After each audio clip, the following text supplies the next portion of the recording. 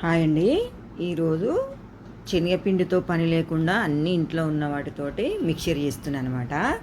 ఒక half KG శనగపప్పు తీసుకున్నాను నేను. తీసుకొని ఒక 1½ స్పూను వంట సోడా వేసుకొని మంచిగా ఓవర్ నైట్ శనగపప్పు నానబెట్టుకోవాలి. ఫస్ట్ కడిగిన తర్వాత వంట సోడా వేసుకుంటే అయితే ఏం కాదు, లేకపోతే ఫస్టే వంట సోడా వేసి కడిగి పారబోయొద్దు అనమాట. ఇక వంట సోడా వేసి అట్లే ఓవర్ నైట్ నానబెట్టి పొద్దున కడిగితే ఏం కాదు, 2-3 సార్లు కడుక్కోవచ్చు. వంట సోడా వేయగానే కడిగి ఆ నీళ్ళు వంపినాం అనుకో శనగపప్పు అనేది మంచిగా నానదనమాట, ఇట్లా డబల్ అవుతుంది అనమాట వంట సోడా వేస్తే. నేనైతే వంట సోడా వేసి నైట్ నానబెట్టి పొద్దున వంపి ఒక 2-3 సార్లు కడిగిన అనమాట. కడిగి మంచిగా ఒక జల్లిగి నెలకేసి పెట్టుకోవాలి. చూసిర్రా, ఇట్లా వంట సోడా వేస్తే డబల్ అవుతుంది అనమాట, శనగపప్పు అనేది మంచిగా లావుగా అవుతుంది అనమాట. ఒక జల్లి గిన్నెలకు వేసుకున్న తర్వాత ఒక 100 గ్రాములు 150 గ్రాములు పెసలు తీసుకున్నాను నేను. తీసుకొని మంచిగా కడిగి ఒక 2-3 సార్లు కడిగి పొయ్యి మీద ఒక 3 నిమిషాలు ఉడకబెట్టుకోవాలి. అంతే, ఎక్కువసేపు అవసరం లేదు. 2-3 నిమిషాల కంటే ఎక్కువ ఉడకని అవసరం లేదనమాట. అవి ఒక 2 నిమిషాలు అట్లా ఇట్లా ఎసరు మసిలేలోపు ఈ శనగపప్పు ఆరబోసుకోవాలి. నీళ్ళు అనేది అస్సలు ఒక్క చుక్క కూడా ఉండదు అనమాట. లైట్గా ఆరాలి, తడి ఆరాలి అంతే. మళ్ళీ మొత్తం ఎండిందనుకో మామూలుగా నార్మల్ శనగపప్పు లాగా అయిపోతుంది అనమాట. తడి ఆరితే సరిపోతుంది. ఒక 10 నిమిషాలు అట్లా ఫ్యాన్ గాలికి వేసుకుంటే ఈ ఆరబోసుకుంటే సరిపోతుంది అనమాట శనగపప్పు. ఇట్లా అన్నీ ఆరబోసుకొని పోయేలోపు అది పెసలు మంచిగా ఉడికినాయి అనమాట. అట్లా మసలాలు అంతే, నీళ్ళు ఎక్కువసేపు అవసరం లేదు. ఇట్లా మసలాగానే స్టవ్ ఆఫ్ చేసుకోవాలి. ఇంకా స్టవ్ ఆఫ్ చేసుకొని ఇంకా అవి కూడా ఒక జల్లి గిన్నెలకు పోసుకోవాలి నీళ్ళన్నీ ఆరేలోపు. 1 నిమిషం 2 నిమిషాలు ఇట్లా చిలపాలంటే సరిపోతుంది అనమాట. అంతే, ఒక జల్లి గిన్నెలో పోసుకొని ఇవి కూడా నీళ్ళన్నీ ఆరిపోవాలి. వేడియే కదా, తొందరగా ఆరుతాయి అనమాట నీళ్ళు. ఇవి పెసరపప్పు కానీ శనగపప్పు అయితే కొంచెం చల్లడిది కాబట్టి కొంచెం టైం పడుతుంది. దీనికైతే ఇట్లా 2 నిమిషాలు ఉడికేలోపు ఇగో ఇట్లా పొట్టు ఉడుతుంది అనమాట పెసలు.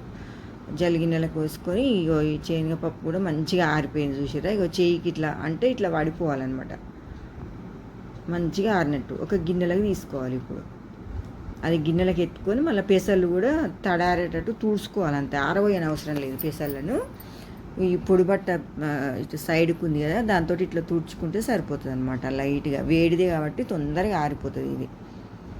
ఇది మంచిగా ఇట్లా తుడుచుకొని ఒక గిన్నెలకు ఎత్తి పెట్టుకోవాలి. ఆరని అవసరం లేదనమాట. లైట్గా మూత పెట్టి ఇంకా స్టవ్ కడ పెట్టుకోవాలి. ఇవి తొందరగా ఆరిపోతాయి. చూసిరా, పెసలు కూడా ఎంత బాగా ఆరినాయో.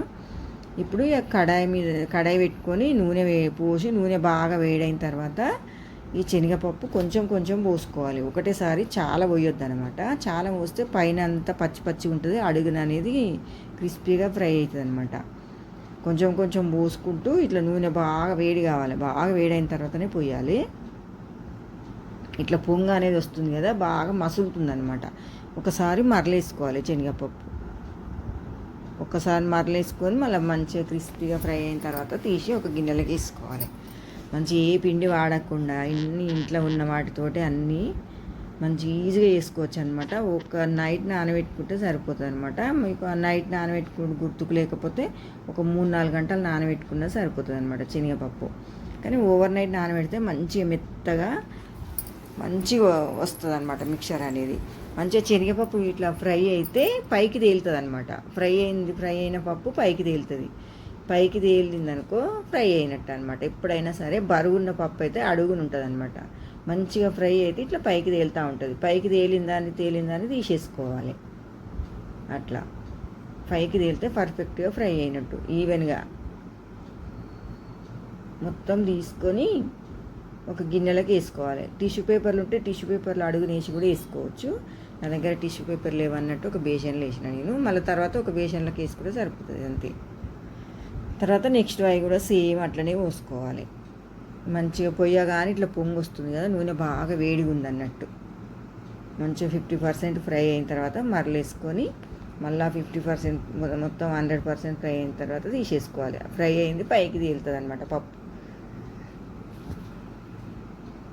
మా ఇంట్లో ఏ వంటకం చేసినా ఏది చేసినా మా వైష్ణవి 100% న్యాయం చేస్తుంది అనమాట. చేసిన దానికి మంచిగా తిని పెడుతుంది, నాకు ఏ టెన్షన్ లేకుండా. కానీ మా ఇంట్లో అందరు తింటారు, అందరికంటే ఎక్కువ కొంచెం మా వైష్ణవి మంచిగా తింటుంది అనమాట. ఏది చేసినా సరే ఫస్ట్ రాగానే స్కూల్ నుంచి వంట బండ మీద చూస్తుంది. వంట బండ మీద ఏం లేకపోతే డైనింగ్ టేబుల్ మీద చూస్తుంది అనమాట. అట్లా అన్నీ చెక్ చేస్తూ ఉంటుంది. ఏం లేకపోయిందనుకో, మమ్మీ అలా ఏం చేయలేదా అని అడుగుతుంది. ఏమైనా చేయమంటుంది. రాత్రి 9 అయినా సరే 10 అయినా సరే ఖచ్చితంగా ఏదో ఒకటి చిన్నదన్నా చేయాలి ఆమెకు. అట్లా అనమాట. ఇంకా తర్వాత పెసలు కూడా సేమ్ అట్లనే పోసుకొని బాగా నూనె వేడైన తర్వాత అవి కూడా అంతే ఫ్రై అయిన తర్వాత మంచిగా పైకి తేలుతాయి అనమాట. ఒకసారి పోసుకొని కొంచెం ఫ్రై అయినాక మరలేసుకోవాలి. మరలేసుకొని మంచిగా క్రిస్పీగా ఫ్రై అయిన తర్వాత పెసలు పొట్టు ఉడుతుంది అనమాట. ఇట్లా ఫ్రై అయినా తెలుస్తుంది. పైకి తేలుతాయి ప్లస్ పొట్టు కూడా ఉడుతుంది అనమాట. ఫ్రై అయినాయి తీసి సేమ్ ఇంకా అన్నీ ఒకటే దాంట్లోకి వేసిన అనమాట నేను. మళ్ళీ డబల్ గిన్నెలు కాకుండా. తర్వాత 1 కప్పు పల్లీలు వేసుకుంటే మిక్చర్కు ఏమంటారు,